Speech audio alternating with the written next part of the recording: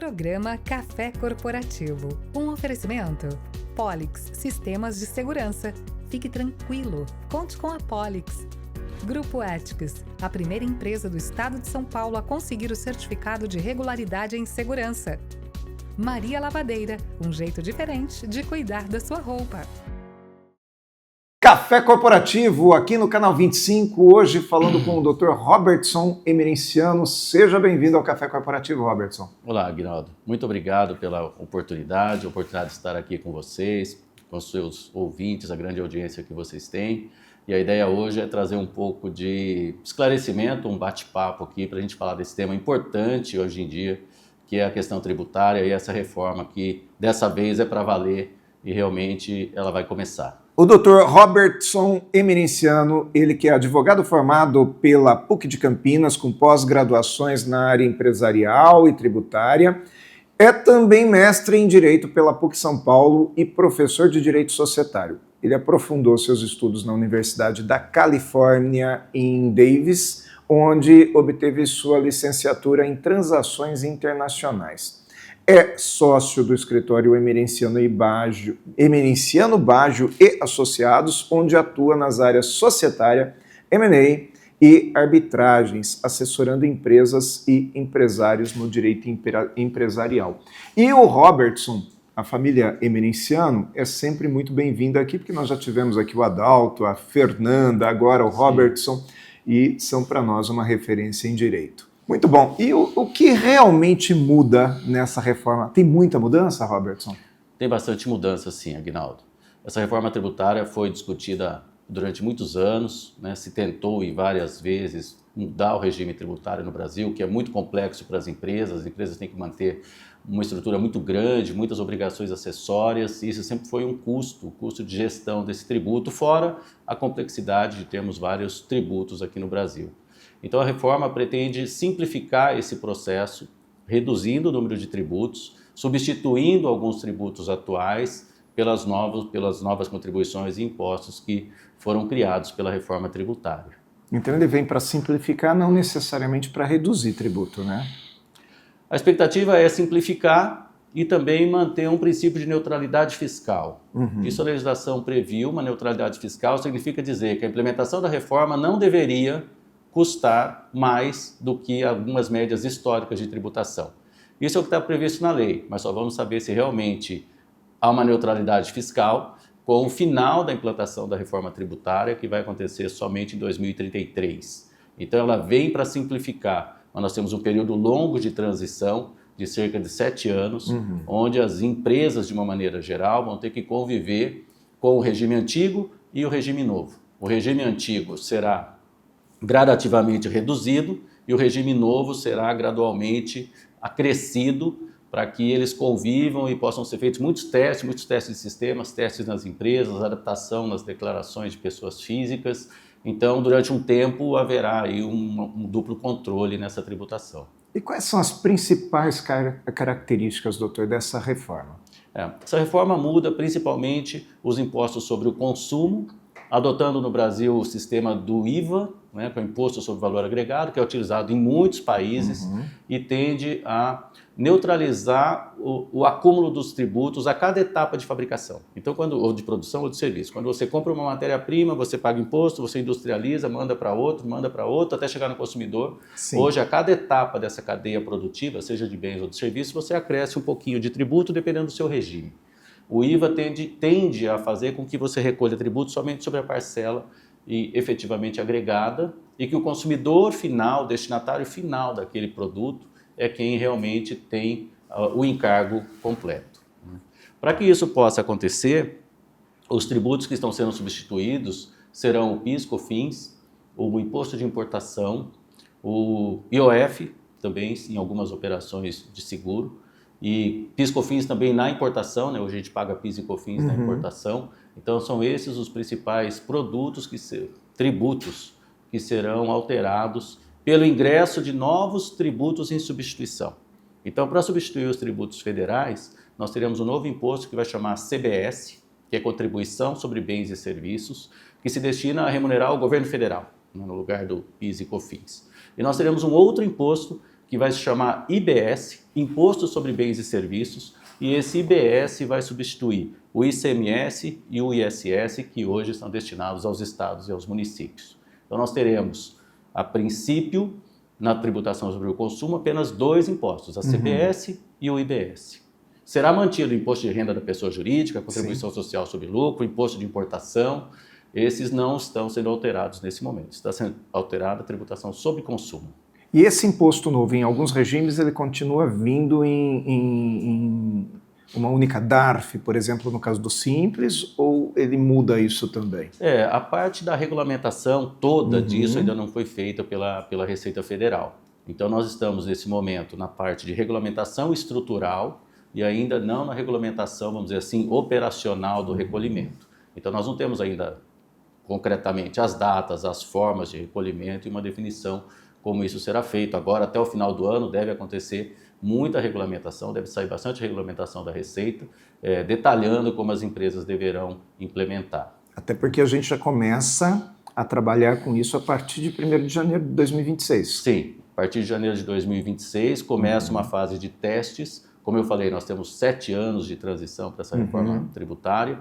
Então, em 2026 já começa a ter uma cobrança de CBS e de IBS em alíquotas, vamos dizer, simbólicas. Nós teremos uma alíquota de 0,9% da CBS e uma alíquota de 0,1% do IBS, que vão poder depois ser compensados com o PIS e COFINS. E para que esse período de teste? Esse período de teste é basicamente para que as empresas possam adaptar sistemas, o governo também possa adaptar, né, toda a estrutura de arrecadação e controle desses tributos. Então, ainda que a reforma não esteja efetivamente implementada, full, né, completa, em 2026 as empresas já deverão fazer as apurações da CBS e do IBS. Sobre pequenas e médias empresas, eu quero dedicar o segundo bloco para isso. Quero falar só disso. Sim. Mas ainda falando das grandes empresas, qual a expectativa do empresário para esta reforma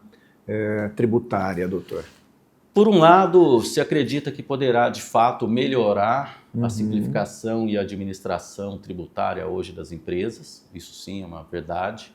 Por outro lado, eu vejo uma certa descrença de que realmente não vai haver aumento de arrecadação, aumento de custo para as empresas. Então essa é uma expectativa, porque os números apresentados pelo governo são todos com estudos em médias históricas, em bases, vamos dizer, agrupadas de arrecadação. Mas tem que olhar a sua empresa, tem que olhar o seu negócio. O seu negócio pode ter uma redução de base de cálculo, o seu negócio pode ter algum tipo de benefício, como por exemplo, a área de saúde tem benefício, a educação tem benefício, atividades profissionais liberais, como empresas formadas por médicos, engenheiros, advogados, dentistas, veterinários, também tem base de cálculo reduzida. Então, cada negócio vai ter um impacto diferente nisso. Muito bom. Nós vamos fazer um intervalo, então, e voltamos para o segundo bloco já falando sobre micro e pequenas empresas, que boa parte do nosso público está inserido nessa categoria. Eu acredito que nós vamos conseguir ajudar bastante gente. Então nós vamos agora convidar o nosso amigo Pelegrino para trazer a dica de segurança do Grupo Ethics.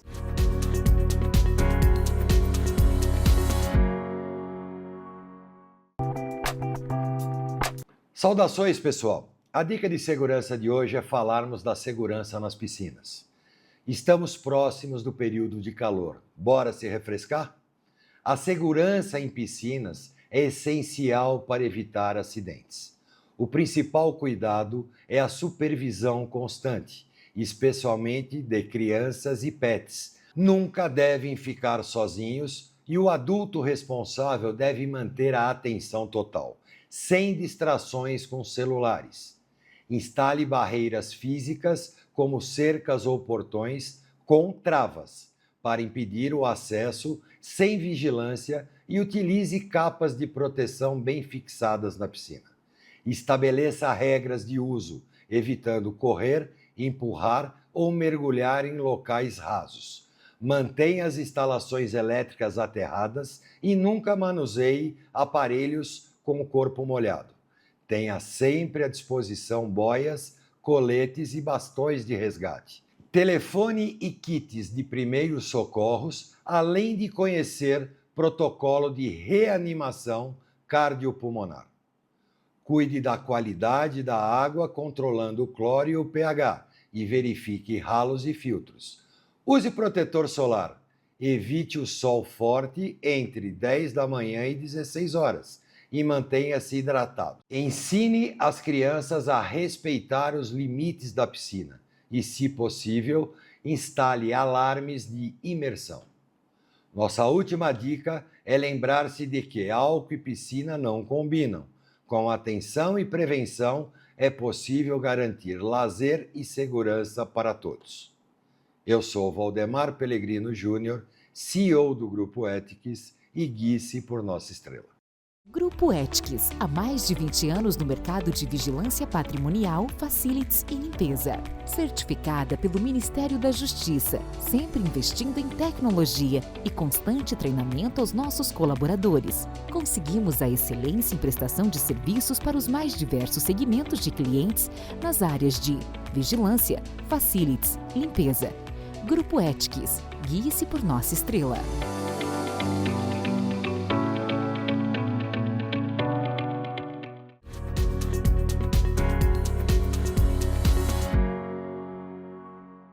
Segundo bloco do nosso Café Corporativo de hoje com o Dr. Robertson Emerenciano, falando aqui a respeito do nosso próximo ano que vem com reforma tributária. Sim. Doutor, para as micro e pequenas empresas, o que mudou?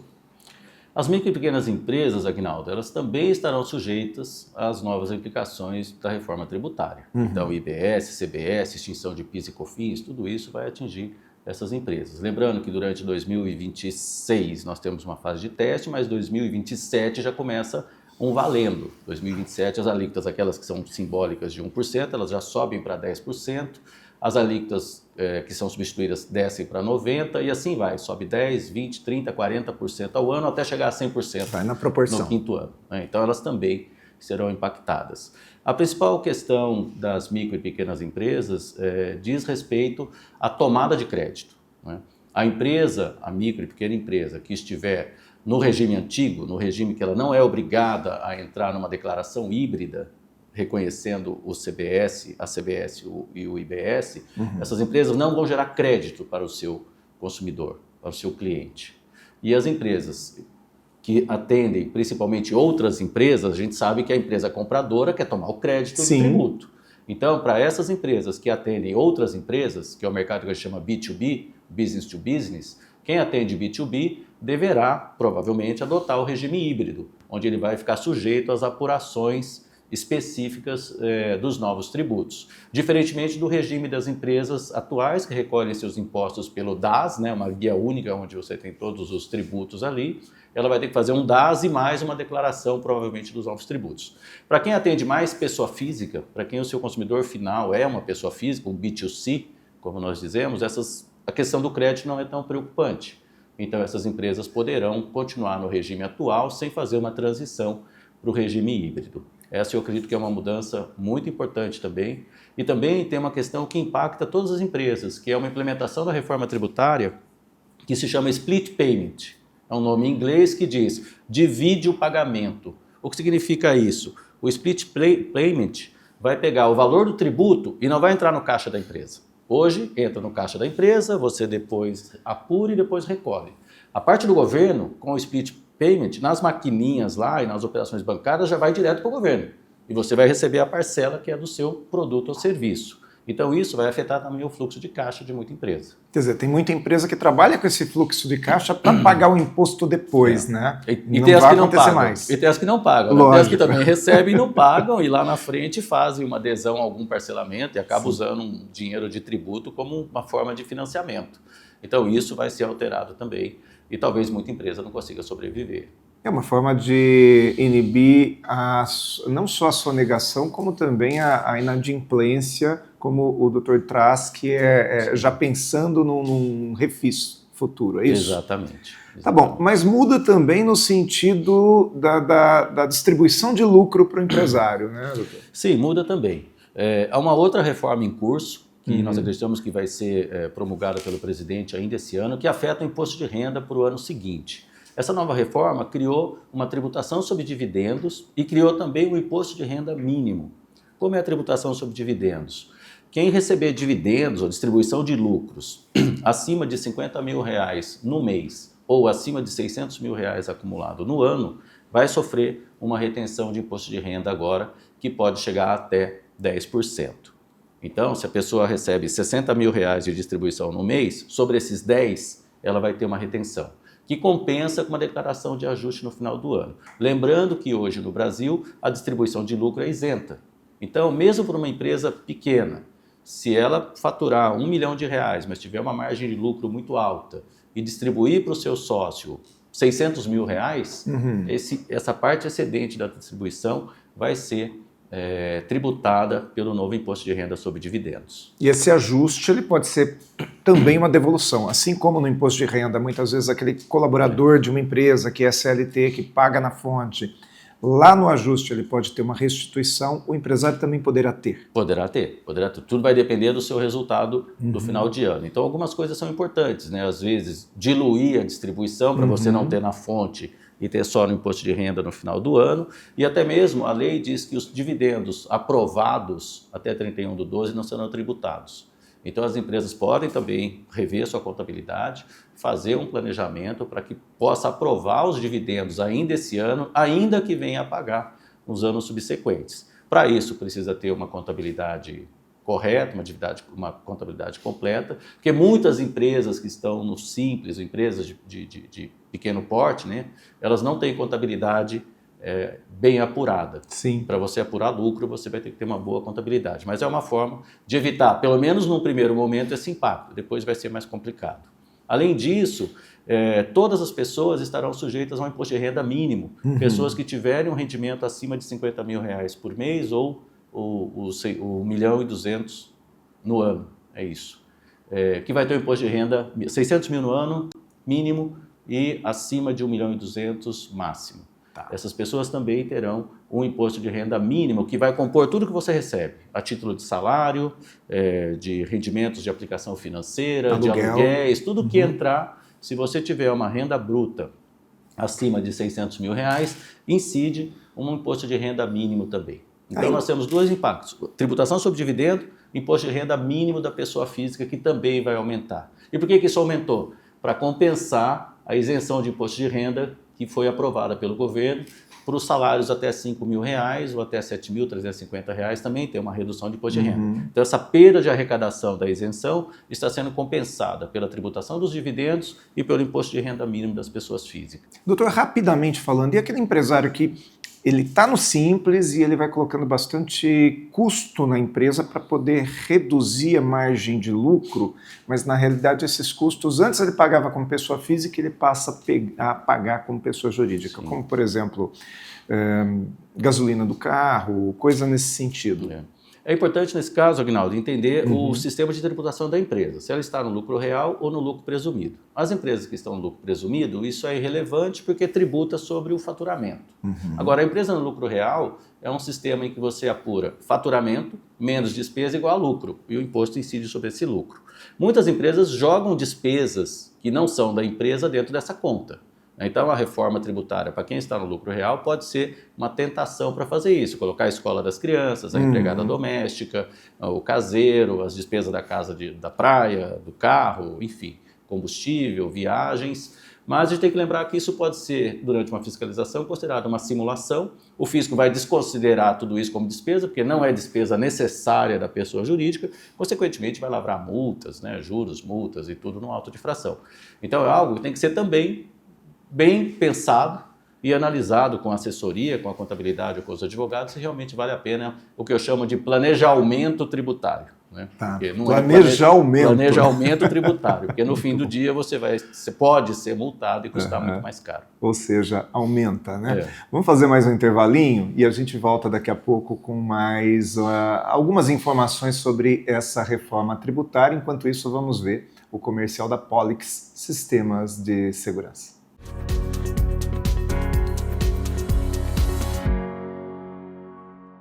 O que você pensa quando falamos em segurança para você e sua família? A Polix Sistemas de Segurança oferece toda a gama de equipamentos de segurança e alta tecnologia como reconhecimento facial de acesso, fechaduras por biometria, monitoramento 24 horas, acompanhamento à distância por celular. E tudo o que há de mais moderno em segurança eletrônica patrimonial. Fique tranquilo. Conte com a Polix.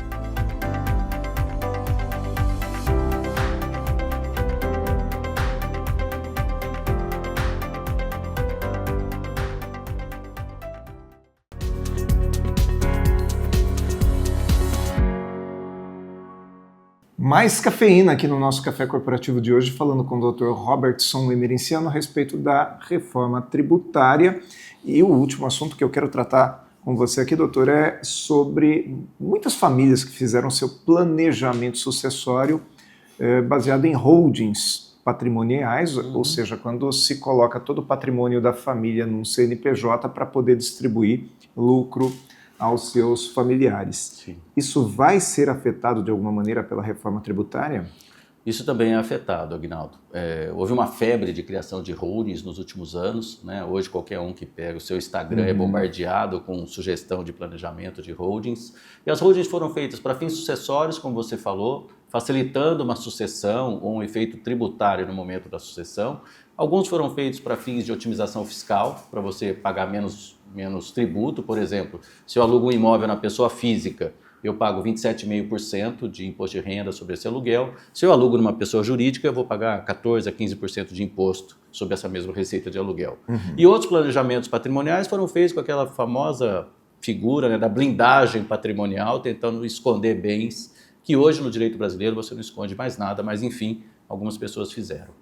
Então, o planejamento tributário teve sua fundamentação lá atrás, mas isso muda com a reforma, porque com a entrada da CBS e do IBS, isso também vai incidir sobre a receita das empresas. Significa que aqueles planejamentos feitos no passado com fins de otimização tributária, eles terão que ser revistos para avaliar se vale a pena manter uma empresa, um imóvel dentro de uma empresa, se vale a pena continuar alugando pela empresa, se vai ser melhor alugar na pessoa física. E não estou falando só de aluguel, né? Os planejamentos hoje têm que ser revistos, porque dentro de uma holding você pode ter imóvel onde o sócio mora, a própria casa dele, você tem imóveis de aluguel, você tem imóveis que a pessoa comprou para um dia fazer um empreendimento para vender. Veraneios, tem imóveis. Para veraneios, você tem casa de praia, né? Então você pode ter imóveis de renda, imóveis que geram despesa. Isso muda porque um imóvel hoje que, por exemplo, é destinado ao sócio, a reforma também está trazendo um conceito de tributação ficta. Se o imóvel é entregue pela sociedade ao sócio de graça, sem cobrar aluguel, a reforma vai implementar um aluguel presumido nessa empresa. Sim. Ou seja, você tem um imóvel que o sócio mora, ele está tendo um benefício, você tem que reconhecer um valor simbólico de aluguel com base no valor de mercado do imóvel e tributar esse dinheiro que não entrou. Como se a empresa estivesse, de fato, alugando para um terceiro. Né? Então, são questões que têm que ser avaliadas. Isso também, um imóvel que você mora, que está na pessoa jurídica, dificulta você alegar que isso é bem de família. Sim. Apesar da justiça reconhecer que em certas situações a holding é bem de família. É outro tipo de proteção. Então, a nossa recomendação é rever todos esses planejamentos. Eu tenho clientes que estão nos procurando e dizendo, olha, eu quero fazer uma holding, vai fazer a reforma, será que eu devo fazer uma holding? A gente diz, espera aí, vamos olhar os seus imóveis, vamos ver como vai ser a classificação de cada um, o que vale a pena ir para uma holding, o que vale a pena ficar na pessoa física ou não. Então tem muitos impactos sim da reforma sobre a questão da holding patrimonial. Sim. Eu acho que só isso mereceria outro café aqui com você, porque bom. Realmente tem bastante coisa pela frente. Então já está convidado para o próximo café. Será um prazer. Tá bom, muito obrigado por ter vindo. Agradeço. Sempre um prazer falar com a família Emerenciano aqui nesse tema. Espero que em breve nós possamos conversar novamente. Certamente estaremos aí. Muito obrigado. E o Café Corporativo fica por aqui e você continua nos acompanhando nas reprises diárias e também no nosso YouTube, que é youtube.com.br/Café Corporativo. E aproveite para visitar o nosso acervo com mais de 400 entrevistas do mundo corporativo, empreendedorismo e carreira. Afinal, o Café Corporativo vem para ser essa universidade em sua tela. Programa Café Corporativo. Um oferecimento. Polix, sistemas de segurança. Fique tranquilo, conte com a Polix. Grupo Éticos, a primeira empresa do estado de São Paulo a conseguir o certificado de regularidade em segurança. Maria Lavadeira, um jeito diferente de cuidar da sua roupa.